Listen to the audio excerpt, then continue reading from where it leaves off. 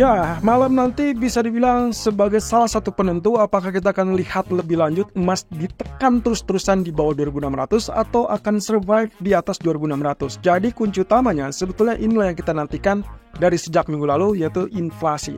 Jadi setelah Fed memutuskan untuk menurunkan suku bunga minggu lalu, berarti praktis market akan kembali fokus kepada data. Walaupun ya kita juga dengar bahwa ada beberapa hal yang diagendakan oleh Trump itu kaitannya dengan kebijakan-kebijakan terbaru. Tapi tunggu dulu, kebijakan tersebut baru akan diberlakukan di bulan Januari setelah mereka memerintah. Nah, sementara itu kalau kita lihat dari US dollar kelihatannya juga mencapai puncak dari apa yang kita sebutkan kemarin, level 106, tapi kita akan lihat lebih lanjut. Apakah ini akan ada tanda-tanda rejection atau memang akan terus tembus di atas 106? Oke, begini ulasannya. Ya, pada dasarnya persis dengan apa yang kemarin kita bahas, kaitannya dengan potensi yang bisa terjadi pada US dollar dengan posisi tidak ada data ekonomi. Jadi kalau lihat di sini, angka yang tertera ataupun angka yang dicapai persis dengan angka yang kita khawatirkan kemarin, yaitu 106.12 ya. Dan bahkan ada kemungkinan kalau lihat dari candlenya sih harusnya kita mungkin masih melihat kenaikan lebih lanjut gitu. Jadi posisinya ini masih tetap rawan untuk kenaikan lebih lanjut, atau dengan kata lain ya semuanya akan sangat ditentukan dari break resisten atau tidak. Oke, berarti saya coba intip lebih dulu dengan posisi dari US Treasury Yield. Nah, seperti yang terlihat di sini, kondisi dari US Treasury Yield terlihat di sini posisinya juga mengalami kenaikan dan bahkan nempel di zona resisten trendline, dan kita lihat di sini openingnya juga di atas ya. Walaupun kita tidak bisa menyimpulkan apakah itu murni akan melanjutkan kenaikan atau tembus atau tidak. Konfirmasinya masih tetap ditunggu. Dan itu semua akan tergantung dari penutupan malam nanti ya. Jadi kalau lihat dari sini kita anggap saja sementara waktu tembus. Nah, tapi bukan mustahil kalau misalkan data inflasinya mengejutkan turun lebih rendah, maka kemungkinan kita akan dapatkan ini kembali ke dalam atau di bawah trendline. Nah, berarti ancaman itu akan meredakan kemungkinan penguatan dolar lebih lanjut ya. Nah, tapi kunci utamanya adalah kita akan lihat 4,485. Kalau itu sampai tembus, hati-hati, kita akan lihat lanjutannya 2 atau 3 hari ke depan 4,6%, dan itu berarti menandakan ada penguatan lebih lanjut pada US dollar juga. Oke, berarti kita kembali lagi di US dollar. Dampak dari kenaikan tersebut juga kalau kita perhatikan di grafik H4, karena nanti kita akan berjibaku di malam hari, maka kalau terlihat di sini ya persis ya di zona resistennya juga 2 resisten ditembus lalu kemudian dia mulai kenaikan. Oke, saya penasaran nantinya apakah dia akan mengalami rejection apa tidak.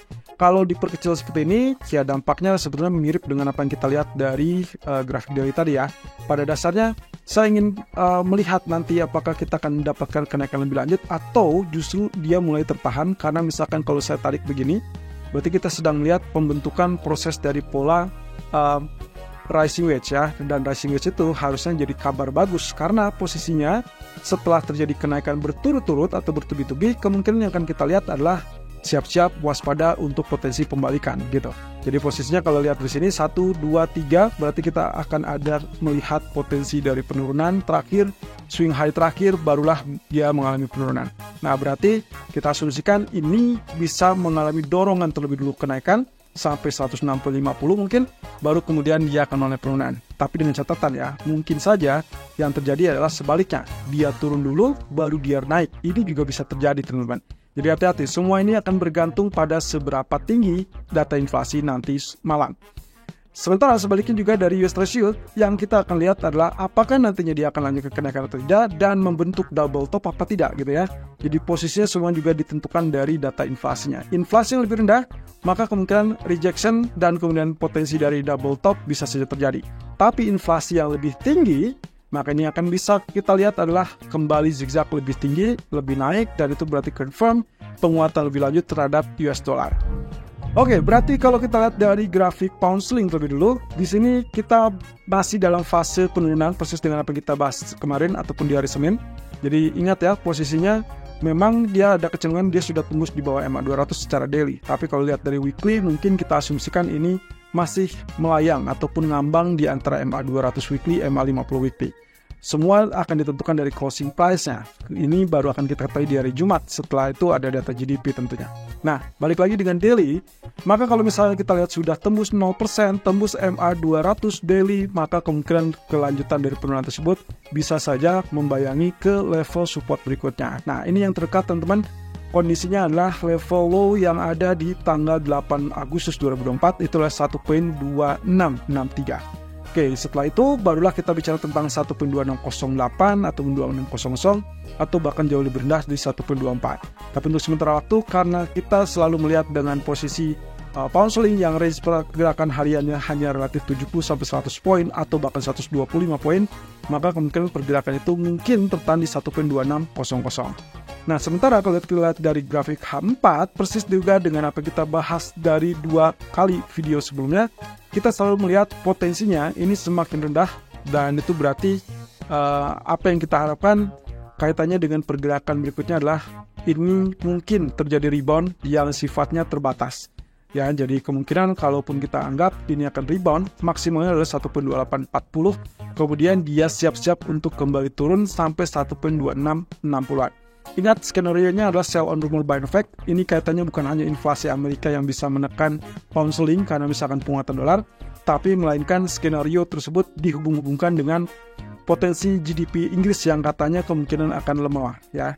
Jadi kalau misalkan hal tersebut terjadi, maka market kemungkinan akan bereaksi lebih dulu persis dengan waktu pengumuman BOE.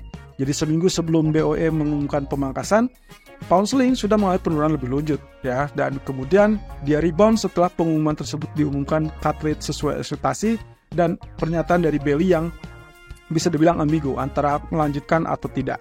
Nah, ini juga yang akan terjadi. Jadi sejauh ini targetnya sudah sesuai, jadi kalaupun naik, rebound, itu adalah menguji resisten, retest resisten, itu adalah zona sell.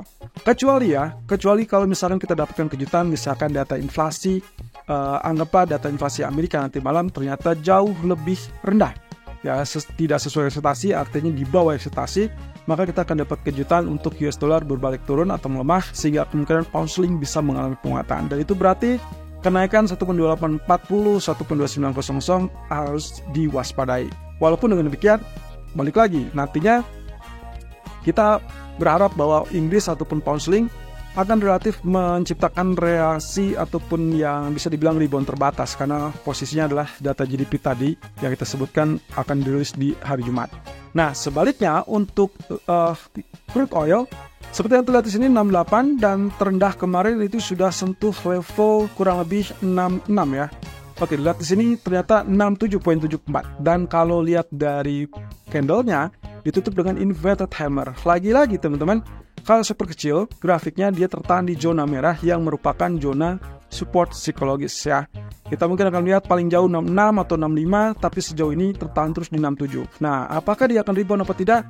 Harusnya sih kalau lihat dari candlestick yang menunjukkan inverted hammer, maka kemungkinan atau peluang untuk reboundnya atau kenaikannya ada. Nah, cuman seberapa tinggi, saya ragu. Kemungkinan kita akan dapat pertentangan untuk perlawanan di area 68, seperti yang tertera saat ini, 68.40 atau 69.00. Nah, jadi itu yang harus kita waspadai. Bullish akan jauh lebih kuat kalau sampai tembus level high kemarin, yaitu 69.11. Nah, kembali ke grafik keempat. Peluangnya, bagi saya yang paling memungkinkan adalah reaksi terbatas untuk kenaikan itu sebagai rebound. Walaupun teman-teman mungkin melihat di sini ada potensi double bottom, tapi ingat double bottom tersebut baru akan positif ataupun confirm kalau dia tembus neckline. Dan saya asumsikan neckline ini juga akan menjadi sekaligus resisten yang juga cukup tangguh ya. Jadi artinya, kalau memang ternyata double bottom tersebut ingin confirm, maka dia harus tembus di atas neckline supaya dia lanjutkan kenaikan ke level 69 ataupun bahkan ke 70-an. Dan itu berarti level tertinggi 69.11 harus menjadi areal patokan kita. Sementara sebaliknya teman-teman, kalau ternyata itu menjadi resisten tangguh, maka yang kemungkinan bisa terjadi adalah rejection kembali, sehingga yang akan kita lihat adalah potensi penurunan, dan itu akan mengakibatkan dia membentuk pola yang kita sebut sebagai bearish rectangle. Nah, ini yang kemungkinan akan pada akhirnya menekan ke 66 atau bahkan lebih jauh ke 65. Saya belum lihat ada tanda-tanda untuk rebound untuk saat ini, walaupun ada kenaikan ke 68.40 ataupun 69, bagi saya itu masih tetap sell, karena asumsi saya masih kita lihat dalam pola pergerakan yang relatif negatif untuk crude oil. Nah, kecuali nanti kalau misalkan dia sudah bergerak sampai 65, hati-hati, kemungkinan demand bisa mendorong ataupun menahan supaya tidak turun terlalu jauh. Nah, oleh karena itu, kalau sudah sentuh 65 atau mendekati 65, exit saja, wait and see sampai mendapatkan candlestick pembalikan atau reversal candle. Sementara untuk emas, kalau kita lihat dari technical-nya, secara teori, Yes, ini adalah pertahanan yang cukup tangguh sehingga harusnya terjadi rebound. Kita lihat di sini, low yang sempat terjadi tanggal 10 Oktober 2024 sekaligus adalah level terendah bulan Oktober, itulah 2599.50. Low tadi malam itu sampai ke 2589.68. Secara angka ya tembus, tapi secara agregat tidak tembus karena dia closing di atas area 2593. Artinya closing 2597 itu menunjukkan bahwa area 2599 itu masih cukup kuat. Kemudian kalau lihat dari 61,8%-nya juga 2593 nggak ditembus. Nah, jadi bagaimana selanjutnya? Selanjutnya semua akan ditentukan dari area ini, teman-teman. Jadi dengan kata lain, kita mungkin akan melihat hasilnya kalau secara teori harusnya akan terjadi rebound. Walaupun rebound tersebut harus juga mengkonfirmasi kenaikan lebih tinggi dari high kemarin. High kemarin itu adalah di zona 2627. Artinya kita perlu konfirmasi validasi untuk kembali di atas itu atau minimal ditutup di atas garis merah ini. Itulah 2609 yang kita ingat dalam 2 hari terakhir itu selalu menjadi resisten atau masih menjadi resisten cukup tangguh. Di sisi lain, dampak berikutnya adalah terkait dengan RSI yang sudah lebih rendah daripada low sebelumnya. Jadi kalau kita perhatikan di sini, sebetulnya ini masih memenuhi persyaratan untuk dijadikan ataupun potensi dari bullish divergence ya. Jadi kondisinya demand kemungkinan sedang bertahan di situ sementara waktu dan semua itu akan berkaitan dengan apa yang terjadi pada inflasi nanti malam. Oke, secara shortcut di grafika 1 saya melihat potensi pergerakannya seperti ini. Jadi saya ambil range yang lebih kecil di sini. Ya, seperti yang terlihat harusnya ini falling wedge, berarti kita akan menemukan catatan penting itu adalah di area yang sekarang ini sedang terlihat area high yang tadi pagi sudah sempat tercetak di 2613. Sebetulnya itu masih area sell kita ya. Jadi kita masih open sell karena open sell kita adalah 2614 2616. Jadi so far sesuai ataupun ya relatif dekat. Itu pun masih tetap dalam zona sell. Nah, kaitannya dengan penurunan, walaupun sekarang cuma 2602 target kita, tapi perhatikan nanti 2599 dan juga 2589 ya. Ini kaitannya juga dengan area low 2585. Sebetulnya kalau kita lihat dari reaksi market ataupun pergerakan market, kalau lihat dari pola ini, harusnya dia akan bergerak seperti ini teman-teman. Nah, jadi ini harusnya akan menjadi penurunan terakhir sebelum akhirnya dia berbalik arah. Nah, tapi itu akan tergantung dari data inflasi, lagi-lagi inflasi. Bagi saya yang paling mutlak diperlukan tadi yang sudah kita lihat di grafik daily adalah penembusan di atas 2627. Selama dia tidak tembus 2627, Anda masih boleh diperkenalkan untuk lakukan sell. Tapi kalau begitu tembus 2627, silakan ubah strategi, keluarkan posisi sell Anda, jangan ditahan terlalu lama, dan switch strategi menjadi buy dengan peluang target terdekat 2635 ataupun maksimal 2642, 2644. Hati-hati, ini adalah maksimalnya. Karena kemungkinan range-nya masih relatif terbatas. Dan yang paling penting adalah di grafika 4. Karena kita menunggu terkait dengan wave ABC. Sebetulnya ini masih wave 5 ya, walaupun lebih rendah dari apa yang kemarin kita duga. Dan kemudian ya bagi saya ini masih tetap area wave 5-nya untuk kemudian kita harapkan secara berjenjang ataupun bertahap untuk rebound wave ABC. Dan catatannya teman-teman, bagi saya tingkat keberhasilan dari Elliott Wave ini, kalau misalkan menunjukkan wave A memenuhi persyaratan tadi ya untuk penutupan daily di atas 2627 ya. Berarti dengan catatan begini teman-teman, ini baru kita anggap wave A, kemudian nanti akan ada koreksi ya mungkin setelah data CPI ataupun mungkin besok. Itu adalah wave B, selama dia tidak turun di bawah wave 5, artinya di bawah 2589, dengan catatan wave 5-nya masih tetap di 2589, maka kita akan lihat secara berjenjang rebound tersebut. Walaupun secara garis besar, kita masih tetap perlu trigger, dan trigger bagi saya yang paling penting adalah inflasi nanti malam.